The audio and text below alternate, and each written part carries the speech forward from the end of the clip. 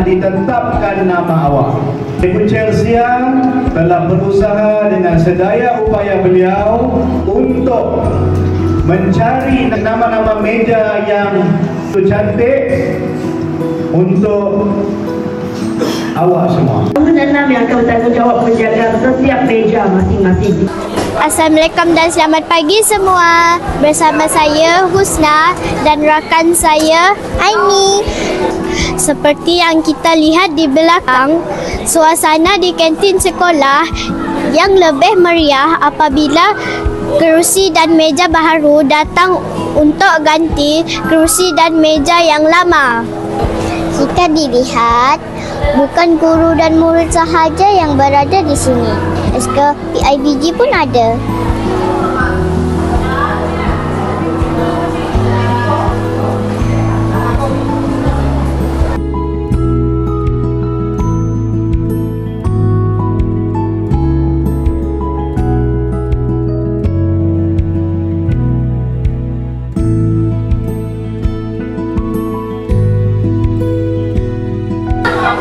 Alhamdulillah, sebenarnya inilah yang kita tunggu-tunggu selama ini.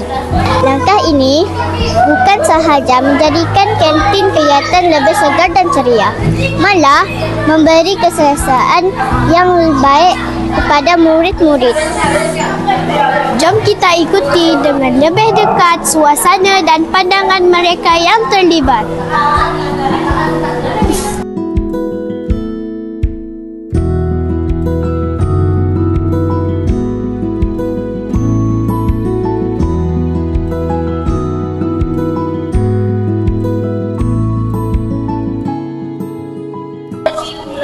Cikgu, boleh ceritakan sedikit tentang proses pertukaran kerusi dan meja baharu ini? Okey, boleh Aimi.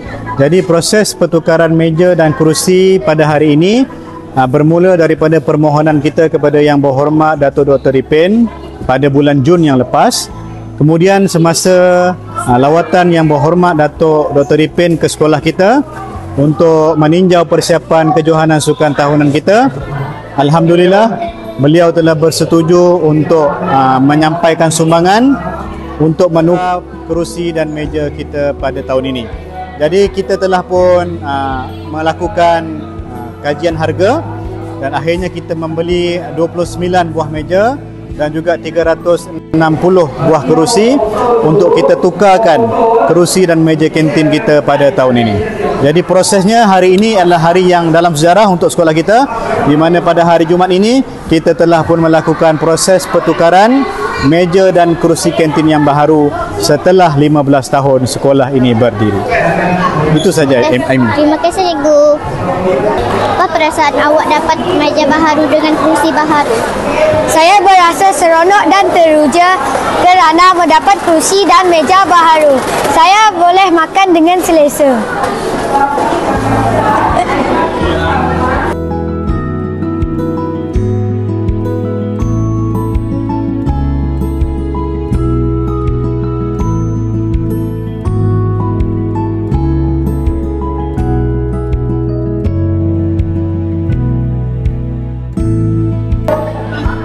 Semoga dengan kerusi dan meja baharu ini, suasana kantin menjadi lebih selesa, ceria dan selamat untuk murid.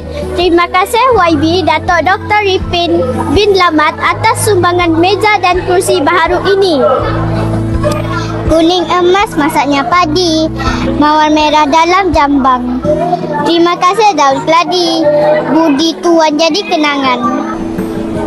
Sekian laporan dari Skamba TV PSS. Dari Skamba.